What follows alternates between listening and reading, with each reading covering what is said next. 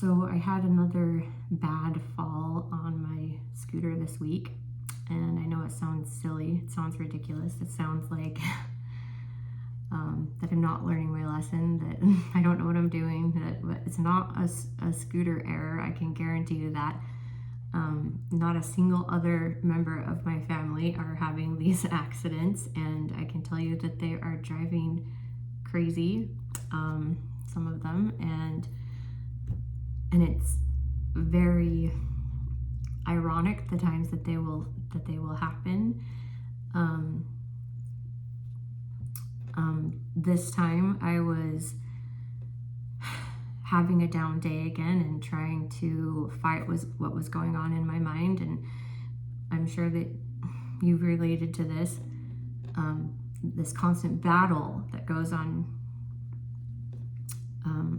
where you're trying not to have a down day, trying to have an up day, trying to fight what's going on in your head, trying to fight this sickness. And I decided that I was going to get up and I was going to leave the house and I was going to get on my scooter and go for a scooter ride with my daughter. And as we were going on this ride, I saw some sprinklers and I was like, we're going to ride through the sprinklers, that'll be fun. And as I got up on the sidewalk, I hit a rock or something, or I was trying to avoid the rocks that I saw and just went right off the sidewalk again. But this time I went right into the muddy grass. And I'm seeing the miracles in this. The first time I fell right into a bush and was like cradled by this bush where it could have been smack into a boulder going 25 miles per hour. And this time, there was a pile of rocks, or there was the street, but I landed right into the muddy grass. And I only got injured from the knees down, got a pretty big hole in my ankle that hurts pretty bad, but covered in mud. And it just, I don't know, it put me in shock again. It was kind of embarrassing. I'm like in shock again from just this minor crash. Like my body has just gone through so much that it's just exhausting, and I can't even handle a minor crash anymore. So it's kind of embarrassing. But that wasn't the hard part. The hard part is like here I was doing everything that I could to change the course of my day. And again, I'm in this situation where it manifests in a negative way that I don't feel like I have any control over. Some sort of subconscious thing is happening here, okay? After everything that I have done, after all the tapping, all the processing, all the EMDR, all the natural medicine, and there's layers and layers and layers here. And I'm still, it's still just, I can't go through the sprinklers or have a scooter ride without having an accident. And I don't know, like I see this repeat in my life, this kind of like self-sabotage, and it's devastating. And then these thoughts, like last time the thought was kind of like, I wish it was worse. And this time it was just kind of like, of course, like this is what I deserve. This is what it, and it's devastating, this feeling.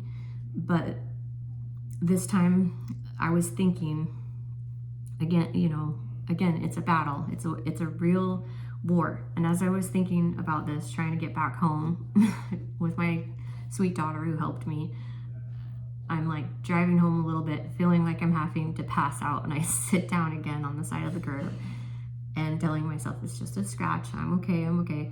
And what comes to my mind is that phrase from the Hunger Games, remember who the enemy is. And that phrase is very important to me. It stuck out to me a lot and still does, because that was when I think the first time that phrase came was in the second book when Katniss was being thrown into the Hunger Games for the second time, and she was being forced basically to be made allies with Finnick, and she was very confused and not wanting to trust anybody and basically on guard with everyone. And that's kind of how we feel after we've been through a lot of trauma too. And, you know, we kind of feel just on guard. PTSD just makes you feel frazzled with everybody, even your own spouse and your own kids sometimes, and yourself, and you know, sometimes unfortunately even just the librarian. Like the other day I got kind of upset with, unfortunately, feel guilty for, but got charged a whole bunch of money and didn't get even a book out of it, and she wasn't very nice, but I didn't respond as well as I wanted to. But anyways, just, you know, this is what this does to us. Like, this long journey, it exhausts us. And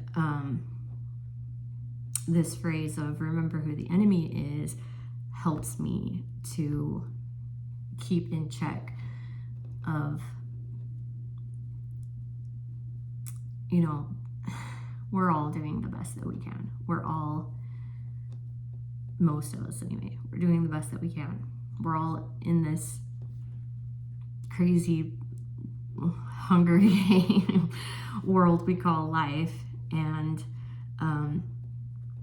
I'm not the enemy to myself, even though sometimes I feel like I am, and sometimes I feel like I deserve worse. And my husband's not my enemy, and this sociopathic daughter that I adopted is not my enemy.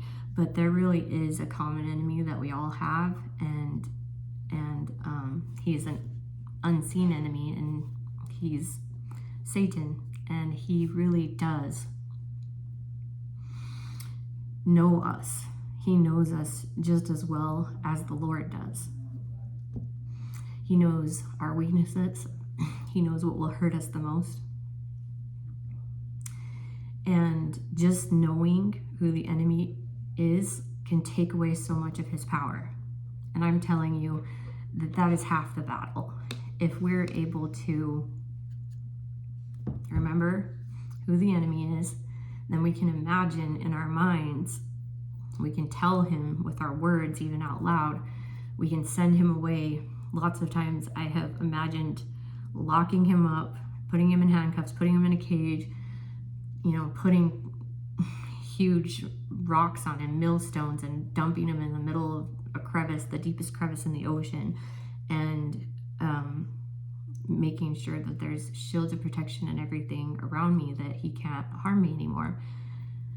But as I start to recognize the voice of Satan and realize that it's not my voice that's talking to me, I start to recognize the voice of my mom being used by Satan. I start recognizing the voice of my grandfather, or the voice of leaders that were twisted and told to me by Satan in a way that harms me.